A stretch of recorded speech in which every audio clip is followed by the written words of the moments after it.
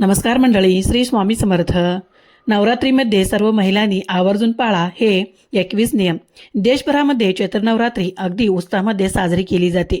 नवरात्रीच्या दिवसामध्ये दुर्गादेवी पूजा आणि उपवास सुद्धा केली जातो. धार्मिक मान्यतेनुसार दुर्गादेवीला शक्तीचे स्वरूप समजलं जातं.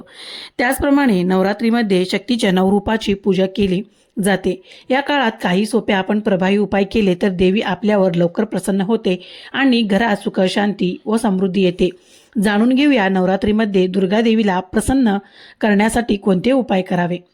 पहिला, चैत्र नवरात्रीच्या पहिल्या दिवशी म्हणजे गुढीपाडव्याच्या सकाळी पहाटे लवकर उठून घर स्वच्छ करावे आणि देवीला लाल फुलांचा हार अर्पण करावा किंवा लाल कमळाचे फूल किंवा गुलाबाचे फूल देवीला आवर्जून अर्पण करावे. नवरात्रीमध्ये दररोज देवीचे नामस्मरण करा आणि प्रार्थना करा. शक्य असल्यास 9 दिवस उपवास किंवा सात्विक आहार घ्यावा. तिसरा, दररोज सकाळी स्नानानंतर देवीसमोर शुद्ध तुपाचा दिवा लावा. यामुळे घरात शांती आणि सकारात्मक ऊर्जा राहते. तसेच देवीजवळ 9 दिवस अखंड दिवा आवर्जून लावा. त्याचप्रमाणे नवरात्रीमध्ये जर तुम्ही अखंड दिवा लावला असेल तर घर बंदिस्त करून कुठे देखील जाऊ नका. चौथा, चैत्र नवरात्री देवीला 9 दिवस वेगवेगळ्या फुलांची पानाची माळ अर्पण करावी. देवीला घटाला माळ अर्पण करताना त्या घटाची माळ सुईने कधीही बनवू नये, तर गाठी घालून बांधून त्याचे प्रत्येक पानाची किंवा फुलांची माळ बनवावी. पाचवा, देवीला 7व्या किंवा 8व्या माळेला नारळ अर्पण करावा. दररोज देवीसमोर घंटा वाजवावी. तसेच देवीला दररोज गोडाचा नैवेद्य अर्पण करावा. रात्री देवीसमोर दररोज कापूर जाळावा.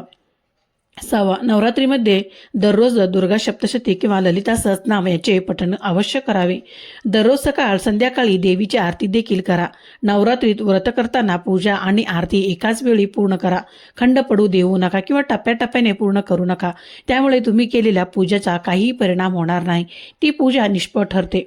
दुर्गादेवीच्या पूजेनंतर आरती न विसरता जरूर करावी. पूजेमध्ये काही जर त्रुटी राहिलं तर असतील तर आरतीतून पूर्ण होतात. नवरात्रीच्या काळात दररोज 11 वेळा दुर्गा गायत्री मंत्र आवर्जून जप करावा. 8वा, उपवासाच्या काळात नवरात्रीमध्ये दररोज एका गरजू व्यक्तीला अन्नदान अवश्य करा. तसेच दररोज गुळ फुटाणे किंवा हिरवा चारा गाईला खाऊ घाला. धार्मिक मान्यतेनुसार नवरात्रीमध्ये 9 मुलीची पूजा करण्याचा नियम आहे, पण किमान 3 मुलींच्या पूजासुद्धा तुम्ही करू शकता. ज्योतिषशास्त्रानुसार महाअष्टमीच्या दिवशी हा उपाय केल्यास तुमच्या सर्व इच्छा पूर्ण होतील. अष्टमीच्या दिवशी कन्यापूजेला खास महत्त्व आहे.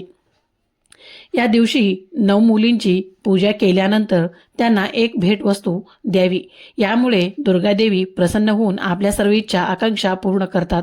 नवरात्रीमध्ये देवीची पूजा करताना सुवासिनीने हातात हिरव्या बांगड्या आवर्जून घालूनच पूजा करावी.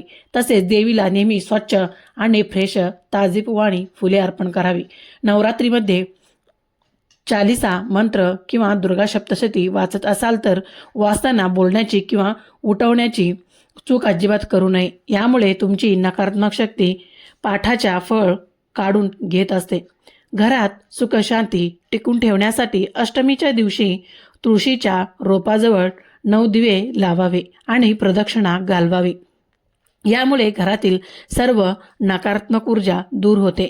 नवरात्रीमध्ये व्रत करणाऱ्या व्यक्तीने चामड्याच्या चप्पल किंवा चामड्याचा वस्तू वापरू नये. तर जसे की बेल्ट, पर्स, बॅग, चप्पल, शूज यासारख्या इतर गोष्टी वापरणे शक्यतो टाळावे. नवरात्रीमध्ये व्रत करणाऱ्या महिलांनी 9 दिवस लिंबू तोडू नये किंवा लिंबू कापू नये. 16वा, नवरात्रीमध्ये कन्यापूजनाला फार महत्त्व आहे. धार्मिक श्रद्धेनुसार कन्यापूजनासाठी 2, 5, 7 किंवा 9 मुलींना आमंत्रित करणे हे नेहमी शुभ मानले जाते आणि म्हणून कन्यापूजनासाठी नेहमी 2, 5, 7, 9 किंवा 9च मुलींना आमंत्रित केले पाहिजे.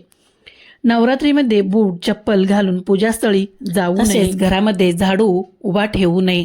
नवरात्रीच्या उपवासात 9 दिवस अन्नामध्ये धान्य आणि मिठाचे सेवन अजिबात करू नये. याशिवाय तुम्ही सैंधव मिठाचा वापर करू शकता.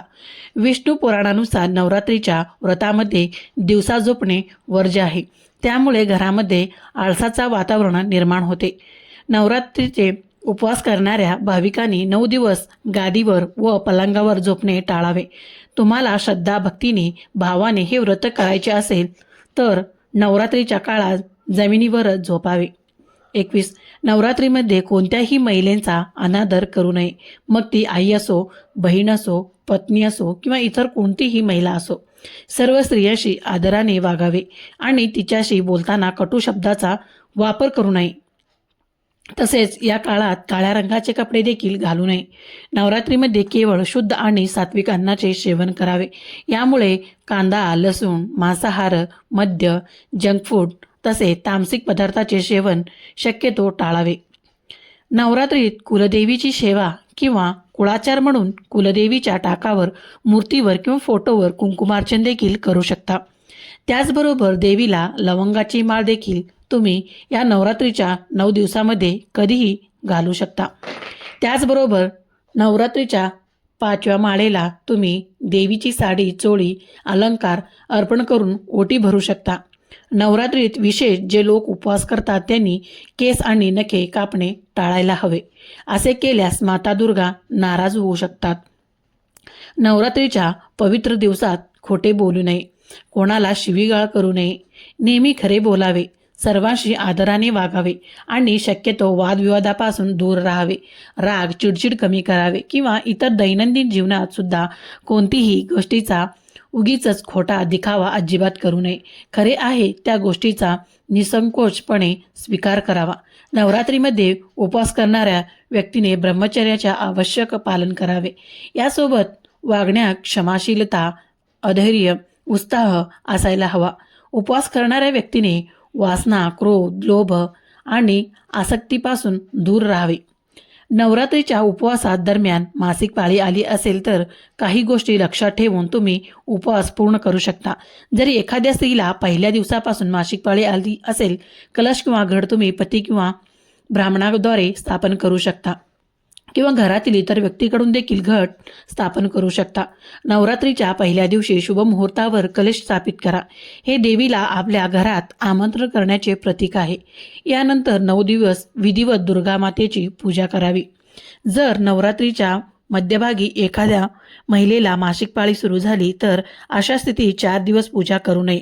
5व्या दिवसापासून महिला पूजेत सहभागी होऊ शकतात आणि या दरम्यान मासिक पाळी येणाऱ्या महिलांनी देवी आईचे भोग तयार करू नये किंवा पूजास्थळी देखील जाऊ नये.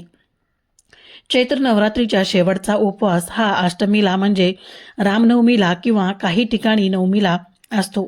देवीची आरती करून घट हलवला जातो आणि नंतर देवीला नैवेद्य दाखवून 5 परड्या भरून हा नवरात्रीचा उपवास सोडला जातो. तर अशा प्रकारे दुर्गा आणि राक्षस महिषासुर यांचा झालेला प्रमुख युद्धाशी हा संबंधित नवरात्रीचा सण आहे. तर वाईटावर चांगला विजय साजरा केला जातो. तर हे 9 दिवस देवी दुर्गा आणि तिच्या 9 अवतारांना, 9 दुर्गांना समर्पित आहे. प्रत्येक दिवस देवीचे अवताराशी संबंधित आहे. तर नवरात्र म्हणजे शक्ती देवीचा जागर, आदी मातेचा उत्सव. तर तुम्हाला माझी आजची ही महत्त्वपूर्ण माहिती कशी वाटली हे मला कमेंटमध्ये नक्की कळवा. व्हिडिओ आवडला असेल तर जरूर लाईक करा, शेअर करा आणि व्हिडिओ शेवटपर्यंत पाहिल्याबद्दल अगदी मनापासून तुमची खूप खूप आभार आहे. धन्यवाद. श्री स्वामी समर्थ. जय जय स्वामी समर्थ. राम